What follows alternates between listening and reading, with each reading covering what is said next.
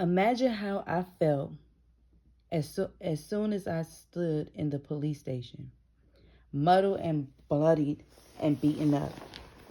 When the song Ven Conmigo started playing on the radio, it was as if Selena could see me there. At the sound of her sweet, soulful voice, my head dropped. So ashamed was I to be in this situation. Was I going to lose the woman I love as soon as I found her? Maybe I truly didn't deserve Selena. Maybe our future together was over before it even really began. As I waited for the police to book me, I look back on my brief, blissful time with Selena and wonder how could I have ended up in this predicament? Everything had been going so well between being on the road, working on the songs that would become our next album, Entre Amimido, Entre Amimudo. Selena and I spent as much time as possible together during the early part of 1991. She was busier than ever with promotions, but still cheerful and energetic. That year, her duet with Alvaro Torres, Buenos Amigos, became her first number one song at the same time Capital EMI was getting ready to launch us in Mexico. Despite her intense schedule, Selena and I had continued to see each other on the down low, escaping to restaurants, movie theaters, and anywhere else we could be alone together without word getting back to Abraham. I had learned a lot about Selena in this time. I knew that she hated to exercise other than an occasional jog. She definitely wasn't one of those women who would get up early in the morning and work out at the gym. She had few friends but was close with everyone in her family, especially with her sister Suzette and her little cousin Priscilla, who was still starting middle school. She preferred magazines over books and loved to shop. Selena and her family were Jehovah's Witnesses. They seldom talk about their faith with me or with anyone else for that matter. I had been raised Catholic and had let my faith lapse. I didn't know much about Jehovah's Witnesses and thought it must be some kind of radical religion. Sometimes, though, Selena and her family would talk about religion on the bus, and I realized that they used the same Bible I grew up with instead and understand its teachings better than I did. They lived according to their deeply held values. This made me start thinking about God and the point of faith in our lives in ways that I never had before. What struck me about Selena more than anything else during this time, though, was her compassion. Her compassion encompassed with her friends, her family, her fans, especially those who were struggling in their lives with illness or poverty, women in crisis, children, and even animals. I remember one time when we were driving along together and Selena hit a dove. She wasn't speeding or anything. Selena and I were just jamming to the radio, cranking it up loud when a flock of doves shot up from the side of the road and started to fly. This one little dove was slower than the others. It started flying straight along the road ahead of us, and we came up on that poor bird so fast that we hit it. The windshield popped him right on the tail feathers, and then the dove flew off. I swear that for a second I could see that bird's surprised face as he curved off. The bird wasn't hurt, but Selena had to pull the car over to the side of the road. She was crying so hard, she almost was hysterical. I hit that little bird, she said, sobbing. I killed it. No, you didn't, I reassured her. I leaned over to hug her, holding her close while she cried, and I saw the bird fly off. It's going to be fine. You didn't even hit it that hard. Selena sat up again and dried her face. Really? You think that bird is okay? I do, I said. At the time, we both noticed this little streak on the windshield. I knew it couldn't have been from the bird, but Selena made me clean the windshield before she started driving again. I just can't stand to her anything, she explained. Because I was in the band, Abraham had continued to allow Selena to spend time with me without questioning either of us about it. I'm sure he thought that at least if Selena was with me, she was still beneath the protective umbrella of her family. Meanwhile, I was growing ever more uncomfortable with the idea that I was betraying the man who had trusted me. I cared about Abraham on a personal level, yet ever since that fateful trip to Mexico, Selena and I had been dishonest. Now I've been arrested and could very well serve time in jail, proving to Abraham that I wasn't worthy of Selena, even before he knew our relationship had begun. Standing in that police station in San Antonio, I wondered if my thoughtless, stupid actions of this one night were going to cost me the trust of the woman who had ever managed to break through my defenses and show me what real love felt like, and destroy my hope I might have had a winning of her father's approval. The evening had started out well enough. I was at a bar in San Antonio with my cousin and a friend when another friend called and asked if we wanted to meet him somewhere else. Sure, I said, forgetting that I'd already been drinking and probably shouldn't be going anywhere else. We headed out on the highway in my mom's old Oldsmobile. I was driving about 80 miles in an hour, over the speed limit, of course, but in Texas the highways are straight and wide, and that night was little traffic. We were cruising along, talking and listening to music when I happened to glance in the rearview mirror and see a police car with its lights on. The cop car was so far behind me that it never occurred to me that I might be the one in his sights. When I took the exit off Highway 90 heading west, the cop came off the ramp behind me. He was coming at me really fast, and then all of a sudden there were two police cars coming straight at me, head on. They wheeled around and parked across the road in front of my car, forming a barricade. Then the doors swung open and the cops were out of the cars, aiming shotguns at us. I jammed on the brakes and pulled over to the side of the road. My friend in the back seat just sat there, terrified. My cousin, who was in the front seat, sat next to me, started yelling and swearing. One of the cops came up to the car and yanked open the door and grabbed him at the hair, trifling. The cop pulled him out of the car while another officer helped him throw my cousin down on the ground. I lost it when I saw that. There were 6 police officers, just the two of us. They had guns and we were unarmed. My friend remained where he was, afraid to do anything, but I went ballistic. My cousin had protected me through a lot of things as a kid, and this was patently unfair. There was a brawl by the side of the road, and of course we lost. Within minutes, my cousin and I were in handcuffs, being led to the police cars. They let my friend go. Run, don't walk, one of the cops advised him. Do not even turn around. My friend took off down the highway in the police car. I tried to calm down my cousin, who was swearing and kicking the seat. I bet those cops was freaking clear. That's all I'm going to say.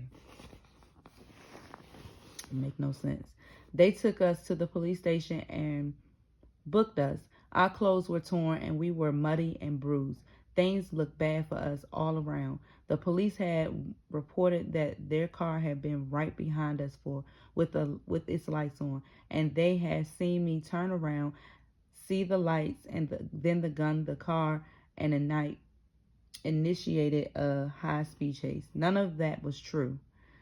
But I could see that it was going to be difficult to defend myself. It was going to be my word against theirs. So here I was, standing in line with other criminals in a big room waiting to get my mugshot and fingerprints done. All I could think about was Selena, who worked so hard to convey the kind of image that would get her family ahead in the music business. Respectable, clean, kind, and professional at all times. While I had done something that could potentially stain the Quintanilla family Stella's reputation. Thank God nobody knows about us, I thought. Selena was really starting to get a lot of airtime, especially in Texas, and she had won several Tejano Music Awards, plus she had a good girl image to uphold for her Coca-Cola sponsorship. If people linked us together, things really could blow up in a bad way for her and the band. As I stood there hanging my head and hearing Selena's mournful, powerful voice fill the air of one of the station guards recognized me, possibly because he was aware of the song on the radio too. I also stood out in the crowd because not many people wore their hair in a ponytail the way I did, with the sides of the head shaved short. The guard took me aside and said, "What happened? What are you doing here?" When I told him, he helped me make a phone call and get out of processing fast, then told me where the car was impounded. All I can think about is I left the police station that night, was talking to Selena. I called her right away, knowing that she had probably been trying to reach me and was worrying when I was nowhere to be found. To my relief, Selena reacted calmly. She came down hard on me for drinking and driving, and rightfully so, but she also saw my side of things and thought the police had overreacted. I decided to wait and tell Abraham in person. As I boarded the bus for our next tour, I said, "Hey, Abraham, slick, slick, slick." I should never said that man's name. "I had to talk to you. I got into a situation the other day and I want to hear it from you, not from anyone else."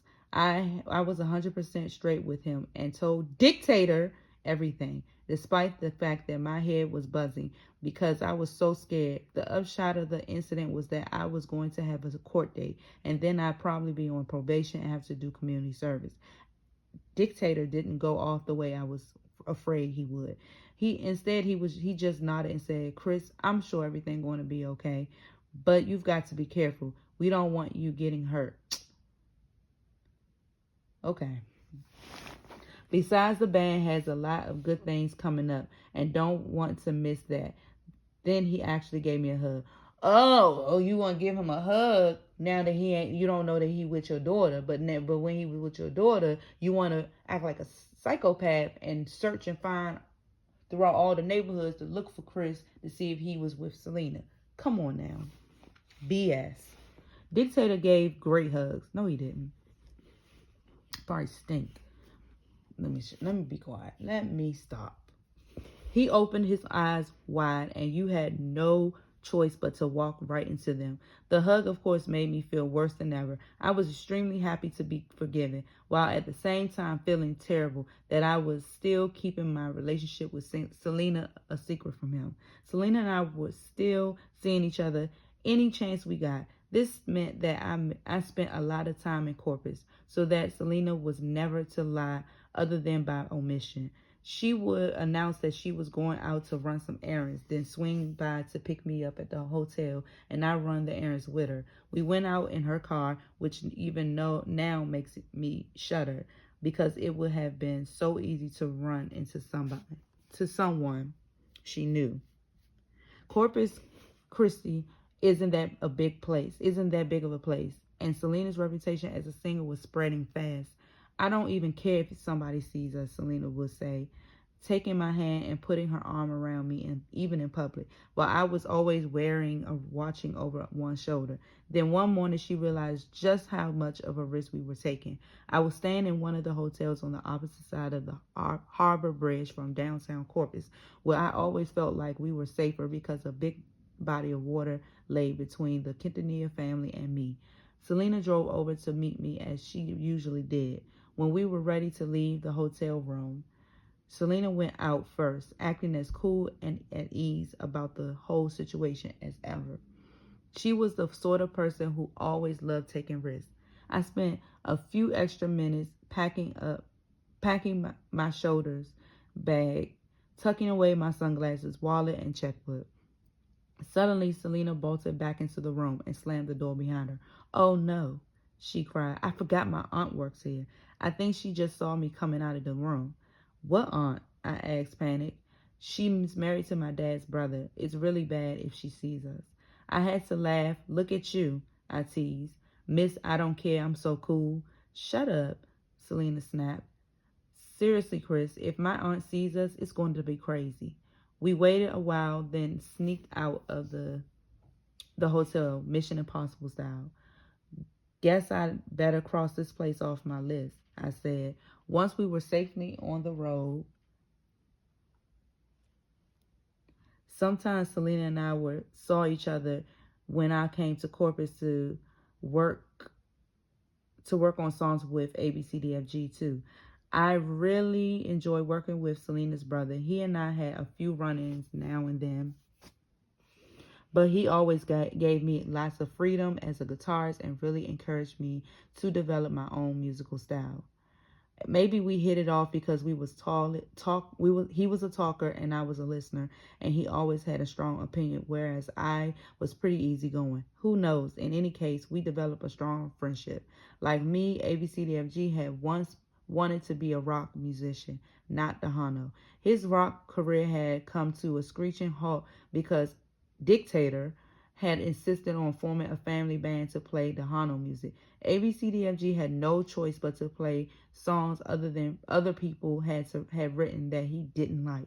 Finally, he began to write his own songs and record them, eventually winning awards for his songwriting.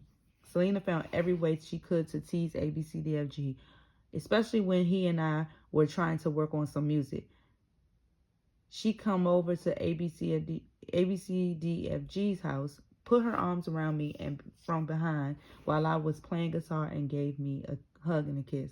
Come on, guys, ABCDFG would say, right in front of me, really? Not long after my run-in with the San Antonio police, I got into another scrap that probably caused the Quintanilla family to wonder what Selena ever saw in me, and made Selena herself almost call it quits because she was so fed up.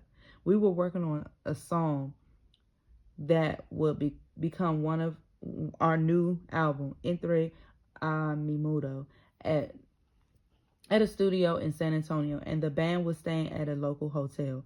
Since I lived in the city, I didn't stay there, but after the recording session, I went to the hotel with the band to celebrate.